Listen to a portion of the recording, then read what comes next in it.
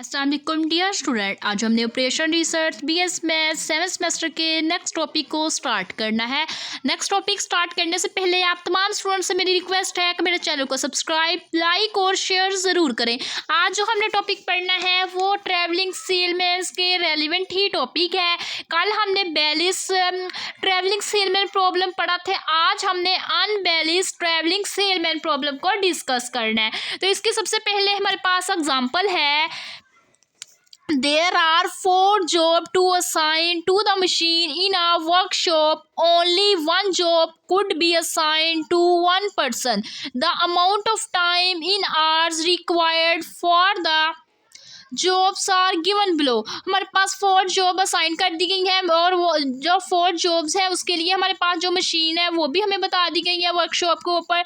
जो एक जॉब है वो हमारे पास क्या करता है, असाइन की गई है एक ही बंदे को। एक जो पर्सन है वो एक ही जॉब कर सकता है एट अ टाइम। हमने क्या करना है, अमाउंट ऑफ टाइम चेक करना है पर आवर्स के रिस्पेक्ट से जो हमारे पास जॉब रिक्वायर्ड होगी उनके लिए। तो जैसा कि हमें टेबल्स के अंदर बता दिया गया है, ये हमारे पास जॉब है 1 से लेके 4 तक और साथ में ये बता दी गई है। ये हमारे पास ये इंडिकेट कर रही है किसको, मशीन को। ये हमारे पास मशीन की ये सारी वैल्यूज हैं, ये हमारे पास जॉब की वैल्यूज है, ठीक है। उसके बाद नेक्स्ट हमारे पास ये क्या है, ये हमारे पास सारी वैल्यूज हमने चेक कर ली है। उसके बाद चेक करने के बाद ये हमारे पास क्या है, मैक्सिमाइजेशन प्रॉब्लम है। मैक्सिमाइजेशन प्रॉब्लम भी है।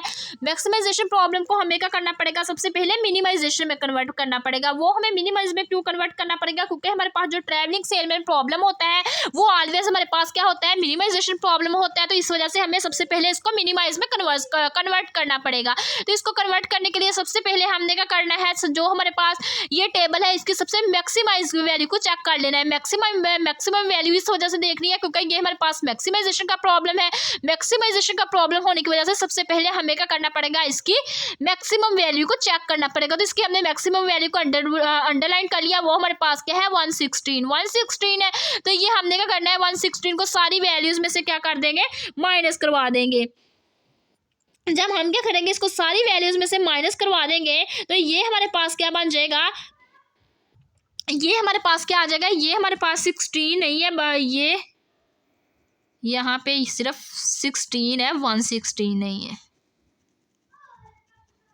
जिसकी मैक्सिमम वैल्यू आ रही है वो हमारे पास क्या आ रही है, 16 आ रही है। अब हमने क्या करना है, सारी वैल्यूज़ में क्या कर देना है, हमने 16 जो हमारे पास आ रहा है उसमें से हमने 16 को माइनस करवा देना है सारी वैल्यूज़ के साथ, ताकि जो हमें मैक्सिमाइजेशन प्रॉब्लम है वो किस में कन्वर्ट हो जाए, मिनिमाइजेशन प्रॉब्लम के अंदर वो कन्वर्ट हो जाए। उसके बाद नेक्स्ट हमने कहा कि द टेबल्स इज़ अनबैलेंस। हमारे पास जो ये टेबल है वो हमारे पास अनबैलेंस है क्योंकि हम देखिए इसकी हमारे पास जो जॉब्स है मीन्स नंबर ऑफ रो है वो हमारे पास कितनी है, 4 है। अगर आप लोग कॉलम देखें तो वो आप लोगों के पास कॉलम कितने हैं, 5 है।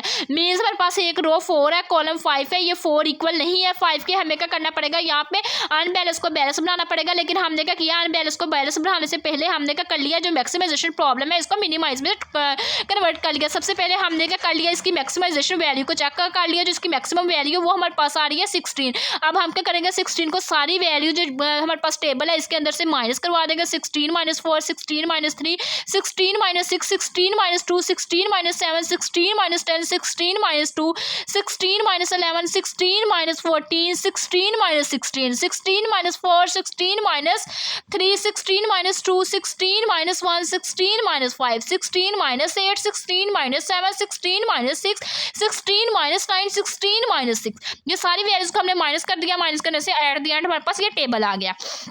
अब ये हमारे पास क्या है, अनबैलेंस है। अनबैलेंस को बैलेंस के अंदर कन्वर्ट करना है। तो हमने क्या करना है, बैलेंस के अंदर कन्वर्ट करने के लिए रो हमने देखना है कि हमारे पास एक रो हमारे पास काम है। हमने क्या कर देना है, यहाँ पे एक रो ऐड कर देनी है, डमी रो को ऐड कर देंगे। जो हमारे पास यहाँ पे इंडिसेस यूज होगी वो हमारे पास क्या होगी, 0। हम क्या कर देंगे, यहाँ पे एक 5 वाला कॉलम बना लेंगे। 5 वाला कॉलम के साथ हम क्या कर लेंगे, डमी रो ऐड करवा देंगे विद 0 0 वैल्यूज के साथ। तो हमने क्या कर लिया, यहाँ पे सारी वैल्यूज वैसे रहने दी। रो नंबर 5 को हमने क्या कर दिया, यहाँ पे 0 डमी रो हमने ऐड करवा दिया। अब हमने चेक किया कि जो हमारे पास नंबर ऑफ रो है वो भी 5 है, नंबर ऑफ कॉलम भी हमारे पास 5 है, 5 इक्वल है, 5 के means number of row equal आ गया, नंबर ऑफ कॉलम्स के इट्स मीन ये हमारे पास बैलेंस प्रॉब्लम हो गया, बैलेंस असाइनमेंट प्रॉब्लम हो गया। तो हमने क्या करना है, इसको भाई हंगेरियन मेथड यूज़ करते हुए हमने इसको सॉल्व कर लेना है। तो इसकी सबसे पहले हम क्या करेंगे, स्टेप नंबर 1 अप्लाई करवाएंगे। स्टेप नंबर 1 के अंदर हमने रो रिडक्शन करनी है। रो रिडक्शन हम कैसे करेंगे, ये जो हमारे पास गिवन टेबल है इसमें से हमने इसकी मिनिमम वैल्यू को चूज कर लेंगे। रो 1 की मिनिमम वैल्यू 9 है, रो 2 की मिनिमम वैल्यू देख ले 0 है,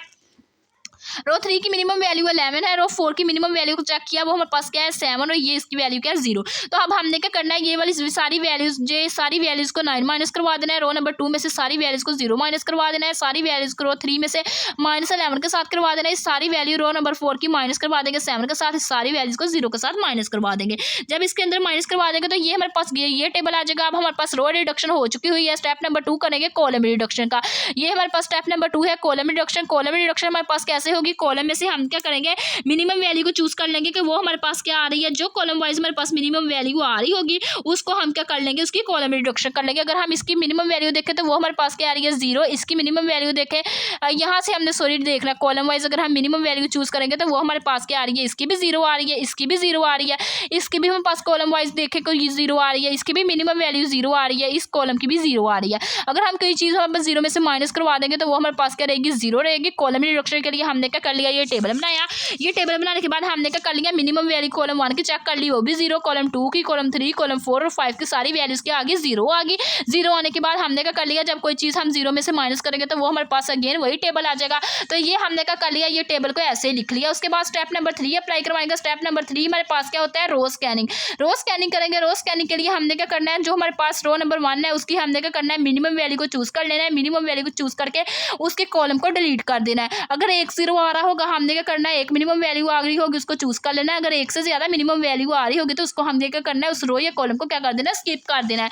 रो नंबर 1 के अंदर देखा तो हमारे पास एक वैल्यू आ रही थी, ये हमने क्या कर लिया, इसको सिलेक्ट कर लिया, इसके कॉलम को क्या कर दिया, डिलीट कर दिया। रो नंबर 2 के अंदर चेक किया, रो नंबर 2 में भी हमारे पास क्या आ रही थी, 1 0 आ रहा था, बट हम क्या कर लेते हैं, उसको सिलेक्ट नहीं कर सकते क्योंकि वो बिकॉज डिलीट हो चुका हुआ है। इस तरह रो नंबर 3 के ऊपर वर्क करेंगे तो वहाँ पे भी हमारे पास 0 आ रहा था, बट वो क्या हो गया, कैंसिल आउट हो गया, हम उसको सिलेक्ट नहीं कर सकते। इसी तरह रो नंबर 3 के अंदर मूव करें, रो नंबर 4 के अंदर मूव करेंगे तो रो नंबर 4 के अंदर ये 0 आ रहा था, इसको हमने सिलेक्ट करके इसके कॉलम को क्या कर दिया, डिलीट कर दिया।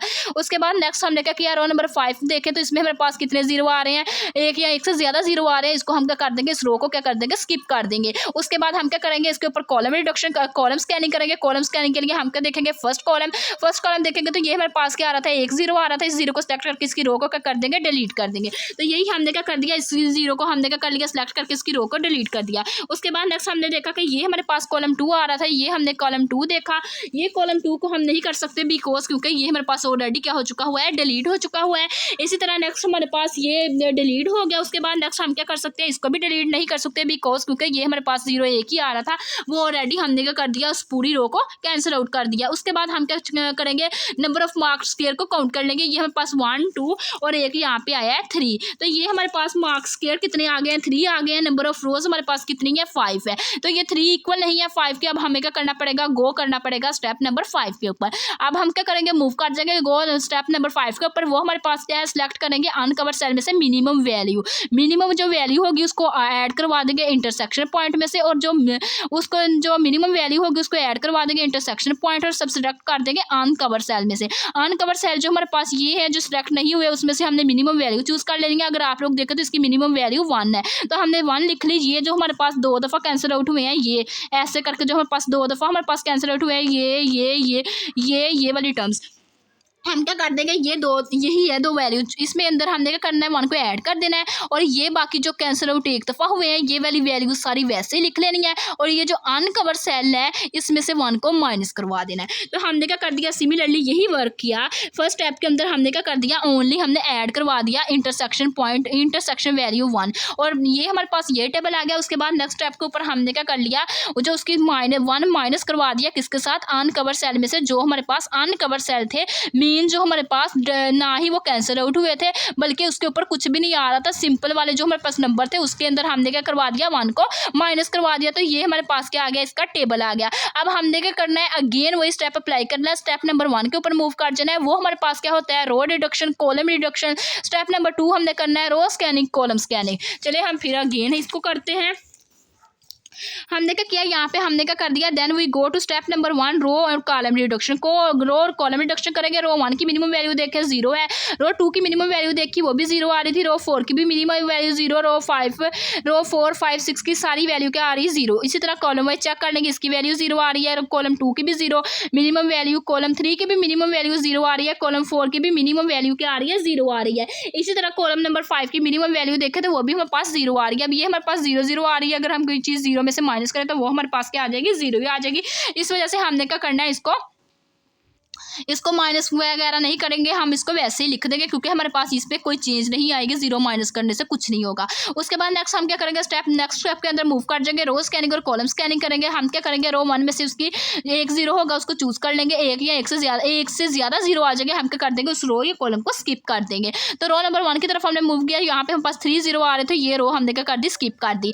रो नंबर 2 के अंदर मूव किया, इसके अंदर 2 0 आ रहे थे, इस रो को भी कर दिया स्किप कर दिया। रो नंबर 3 के अंदर मूव किया तो इसके अंदर 3 0 आ रहे थे, इसको भी क्या कर देंगे स्किप कर देंगे। उसके बाद हमने क्या किया, रो नंबर जो 4 है उसके अंदर मूव किया, उसकी हमारे पास क्या आ रहे थे, उसमें हमारे पास कितने जीरोज आ रहे थे, रो नंबर 4 के अंदर हमारे पास 3 0 आ रहे थे, इसको भी हमने स्किप कर दिया। इसी तरह हमने रो नंबर 5 के अंदर मूव किया तो इसमें भी हमारे पास कितने 0 आ रहे थे, इसमें भी हमारे पास 1 से ज़्यादा 0 आ रहे थे, रो नंबर 5। उसके बाद नेक्स्ट हमने क्या किया, कॉलम वाइज वर्क करेंगे। कॉलम वाइज वर्क किया तो सबसे पहले हमारे पास ये आ